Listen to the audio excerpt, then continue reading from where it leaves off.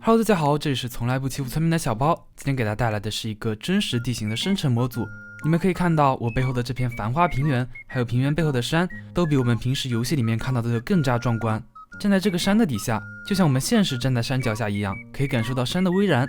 看这片山的走势和山的高度，在我们平时的游戏中，山基本上比地面高上一点就结束了。而这个模组可以把整个世界的地形尽可能变得与现实相符，山上去的坡度也被修改得非常自然。想要生成这样的世界，只要在安装了模组之后，在创建世界的选项中把世界类型修改为 Terraforge 的。我们甚至还可以在自定义里根据自己的喜好对地形进行修改，可以修改高的山度，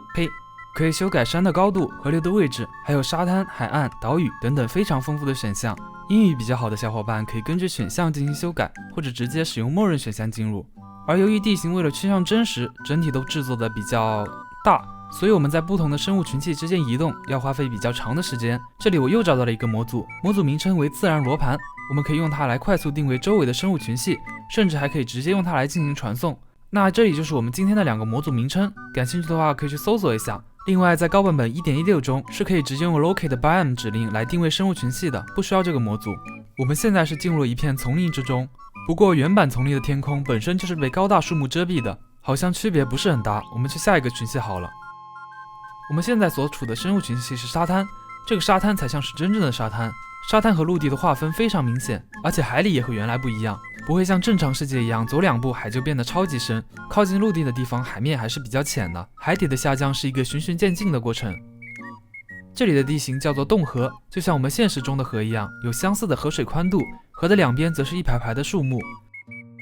这里是草原，也是我们平时最容易见到的地方。可能很多玩家跟我一样会选择把房子建在草原上，因为这里的动物比较多，前期获取食物比较方便。不过房子建在草原可能风景不会很好，因为周围可能会有很高的山挡住我们的视线，而这个模组的草原随便选一个位置就能有360度无死角的视野，因为附近极为平坦，不用担心被山之类的地形所挡住。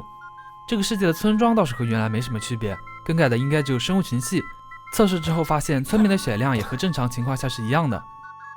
我观察了一下，这个世界的地下并没有什么太大的变化，地狱貌似也和原来一样，还有末地的主岛，可能地狱末地怎么改意义都不是很大，所以作者并没有对他们进行修改。现在你们看到的是这个世界没有开光影的样子，虽然是真实地形模拟，但是我发现我去的很多地方貌似都连着一些小山坡或者高山，不知道是不是因为山的生成太多了，初始设置里面应该是可以修改的。那以上就是本期视频的全部内容了。今天的视频内容比较少，这个模组能展示的好像也就只有它的风景了。那么我是小包，我们明天再见，拜拜。